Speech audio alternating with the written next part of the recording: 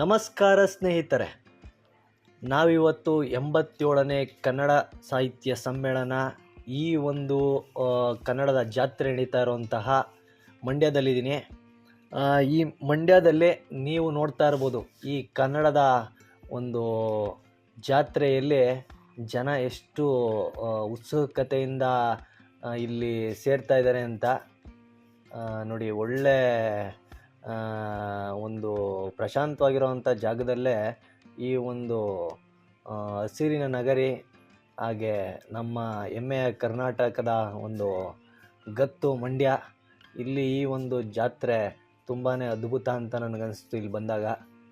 ನೋಡಿ, ಇಲ್ಲೆಲ್ಲ ಭಾಳಷ್ಟು ಅಂಗಡಿ ಮುಗ್ಗಟ್ಟುಗಳನ್ನು ಕೂಡ ಒಳಗೊಂಡಿದೆ. ಹಾಗೆ ನೋಡಿ, ಜನ ಯಾವ್ಯಾವ ಭಾಗದಿಂದ ಬಂದಿದ್ದಾರೋ ಗೊತ್ತಿಲ್ಲ, ತುಂಬಾ ಜನಸಂದಣಿ ಈ ಭಾಗದಲ್ಲಿ ಸೇರಿದೆ. ಇದು ತುಂಬ ಹೆಮ್ಮೆಯ ವಿಷಯ ಅಂತಲೇ ನಾನು ಹೇಳಲಿಕ್ಕೆ ಇಷ್ಟಪಡ್ತೀನಿ. ಸ್ನೇಹಿತರೆ, ನೀವು ನೋಡ್ತಾ ಇರ್ಬೋದು ಕರುನಾಡು, ಈ ನಮ್ಮ ಕನ್ನಡ ಭಾಷೆ 2500 ವರ್ಷಗಳಿಗೂ ಹೆಚ್ಚಿನ ಇತಿಹಾಸವನ್ನೇ ಹೊಂದಿದೆ. ಅಂಥ ಒಂದು ಭಾಷೆಯ ಒಂದು ಹೆಮ್ಮೆ ಬಗ್ಗೆ ಇಡೀ ಜಗತ್ತಿಗೆ ಸಾರಲಿಕ್ಕೆ ಈ ಕನ್ನಡ ಸಾಹಿತ್ಯ ಸಮ್ಮೇಳನಗಳು ಭಾಳಷ್ಟು ಮುಖ್ಯ ಅಂತಲೇ ಹೇಳಲಿಕ್ಕೆ ಇಷ್ಟಪಡ್ತೀನಿ. ಈ ಕನ್ನಡದ ರಥಯಾತ್ರೆಯನ್ನು ಸುಮಾರು ಮಹನೀಯರು ನೆರವೇರಿಸಿದ್ದಾರೆ. ಈಗ ನೋಡ್ತಾ ಇರ್ಬೋದು ಈ ಬಾರಿ ಯಾವ ಮಟ್ಟದಲ್ಲಿ ಈ ಒಂದು ಕನ್ನಡದ ಒಂದು ಜಾತ್ರೆ ಸೊಗಸಾಗಿ ಕಾಣ್ತಿದೆ ಅಂತೇಳ್ಬಿಟ್ಟು. ಹಾಗೆ ಇಲ್ಲಿ ಆರಕ್ಷಕ ಸಿಬ್ಬಂದಿ ಕೂಡ ತುಂಬಾ ಜಾಗರೂಕವಾಗಿ ತಮ್ಮ ಕಾರ್ಯವನ್ನು ನಿರ್ವಹಿಸ್ತಾ ಇದೆ ಅಂತಲೇ ಹೇಳಲಿಕ್ಕೆ ಇಷ್ಟಪಡ್ತೀನಿ. ಅಷ್ಟೊಂದು ಭದ್ರತಾ ವ್ಯವಸ್ಥೆ ಕೂಡ ಆರಕ್ಷಕ ಸಿಬ್ಬಂದಿ ಕೂಡ ಮಾಡಿದೆ. ಅದಕ್ಕೆ ನಾನು ಕೂಡ ಧನ್ಯವಾದ ಹೇಳಲಿಕ್ಕೆ ಇಷ್ಟಪಡ್ತೀನಿ. ನೋಡಿ, ಎಲ್ಲೆಲ್ಲೂ ಕನ್ನಡದ ಜಾತ್ರೆ. ಬಸವಣ್ಣನವರು ನೋಡ್ತಾ ಇರ್ಬೋದು. ಇದೇ ಒಂದು ಕನ್ನಡ ಸಾಹಿತ್ಯ ಸಮ್ಮೇಳನದ ಒಂದು ಅದ್ಭುತವಾಗಿರುವಂತಹ ವೇದಿಕೆ. ನೋಡಿ ಹೇಗೆ ಭದ್ರತಾ ಸಿಬ್ಬಂದಿಗಳೆಲ್ಲ ತುಂಬಾ ಸೊಗಸಾಗಿ ಕಾರ್ಯನಿರ್ವಹಿಸ್ತಾ ಇದ್ದಾರೆ. ಸೊಗಸಾಗಿ ಅಂತ ಯಾಕೆ ಹೇಳ್ತೀನಪ್ಪ ಅಂತಂದರೆ, ಭದ್ರತೆ ಅಷ್ಟು ಬಹಳ ಮುಖ್ಯ ಅಂತಲೇ ಹೇಳಲಿಕ್ಕೆ ಇಷ್ಟಪಡ್ತೀನಿ. ಹಾಗೆ ಈ ಒಂದು ಸಾಹಿತ್ಯ ಸಮ್ಮೇಳನದಲ್ಲಿ ಬರ್ತಾ ಕೆಲವೊಂದು ಕನ್ನಡದ ಒಂದು ವಿಚಾರಗಳಾಗಿರ್ಬೋದು, ಅವುಗಳ ವಿಚಾರಣೆ ಮಂಡನೆ ಮಾಡ್ತಿದ್ದಂತಹ ಭಾಳಷ್ಟು ಸಾಹಿತಿಗಳು ಮತ್ತು ಕನ್ನಡದ ಹಿತಚಿಂತಕರ ನುಡಿಗಳು ಬಹಳನೇ ಪ್ರಭಾವಿ ಇತ್ತ ಅಂತ ಹೇಳ್ತೀನಿ. ಹಾಗೆ ನೋಡಿ, ಇಲ್ಲಿನ ಪುಸ್ತಕ ಮಳಿಗೆಗಳು ಅದ್ಭುತ ರೀ. ಪುಸ್ತಕದ ಓದಿನ ಪ್ರೀತಿಯನ್ನು ಹೆಚ್ಚಿಸಲಿಕ್ಕೆ ಇದು ಬಹಳನೇ ಒಂದು ಕೊಡುಗೆ ಅಂತಲೇ ಹೇಳಲಿಕ್ಕೆ ಇಷ್ಟಪಡ್ತೀನಿ.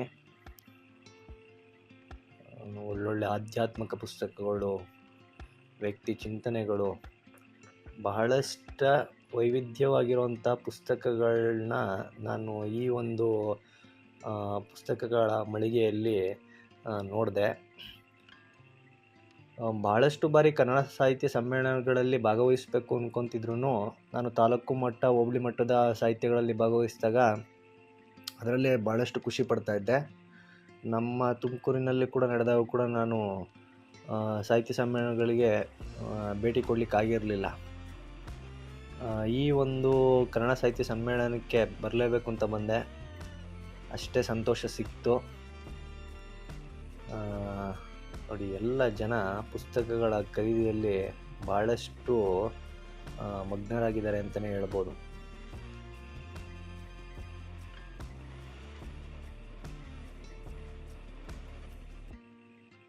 ಬಾರಿಸು ಕನ್ನಡ ಡಿಂಡಿಮವ, ಓ ಕರ್ನಾಟಕ ಹೃದಯ ಶಿವ, ಸತ್ತಂತಿಹರನು ಬಡಿದೆಚ್ಚರಿಸು, ಕಚ್ಚಾಡುವರನು ಕೂಡಿಸಿ ಒಲಿಸು.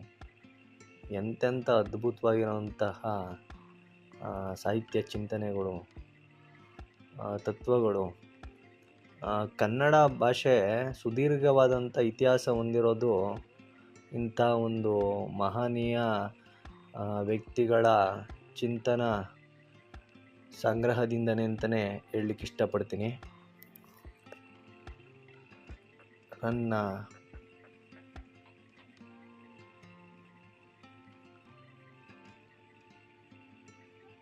ಹಳೆಯ ಕವಿಗಳ ಪನ್ನ ಇವರು ಎಲ್ಲ ತುಂಬಾ ಅದ್ಭುತ ಚಿಂತನೆಗಳು. ನಮ್ಮ ಕುವೆಂಪು ಅವರಾಗಿರ್ಬೋದು, ಪೂಜಂತೆ ಆಗಿರ್ಬೋದು, ಎಸ್.ಎಲ್. ಭೈರಪ್ಪನವರಾಗಿರ್ಬೋದು, ಭಾಳಷ್ಟು ಪುಸ್ತಕಗಳು ನಮ್ಮನ್ನು ಹಾಗೆ ಕಾಡ್ತವೆ ಅವುಗಳನ್ನ ಓದೋದ್ರಿಂದ ಅಂತಲೇ ಹೇಳಲಿಕ್ಕೆ ಇಷ್ಟಪಡ್ತೀನಿ.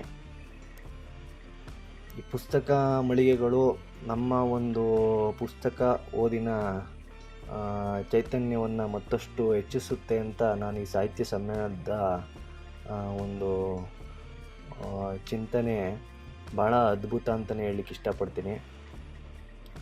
ಶ್ರೀರಾಮ ಪ್ರಕಾಶನ ಮಂಡ್ಯ ಎಷ್ಟೊಂದು ಪುಸ್ತಕ ಪ್ರಕಾಶಕರು. ಯಾಕೆ ಅಂತಂದರೆ ಇತ್ತೀಚೆಗೆ ಈ ತಂತ್ರಜ್ಞಾನ ಕ್ಷೇತ್ರದಿಂದ ಪುಸ್ತಕದ ಓದುಗರು ಕಮ್ಮಿ ಆಗಿದ್ದಾರೆ ಅಂತ ಹೇಳಲಿಕ್ಕೆ ಏನಷ್ಟು ಇದಿಲ್ಲ. ಆದ್ರೂ ಈ ಪ್ರಕಾಶಕರು ಇರೋದ್ರಿಂದನೇ ಭಾಳಷ್ಟು ಈ ಪುಸ್ತಕಗಳು ಪಬ್ಲಿಷಿಗೆ ಅವ್ರು ತೋರಿಸುವಂಥ ಧೈರ್ಯ ಇದೆಯಲ್ಲ, ಅದು ತುಂಬಾ ಮೆಚ್ಚಬೇಕಾದದ್ದು ಅಂತಲೇ ಹೇಳಲಿಕ್ಕೆ ಇಷ್ಟಪಡ್ತೀನಿ. ಯಾಕೆಂದರೆ ಎಷ್ಟೋ ಪುಸ್ತಕಗಳನ್ನ ನಾವು ಕೊಳ್ಳೋದೇ ಇಲ್ಲ, ನೋಡ್ತೀವಿ, ಹೋಗ್ತಾ ಇರ್ತೀವಿ. ಗೀತಾಂಜಲಿ ಪುಸ್ತಕ ಪ್ರಕಾಶನ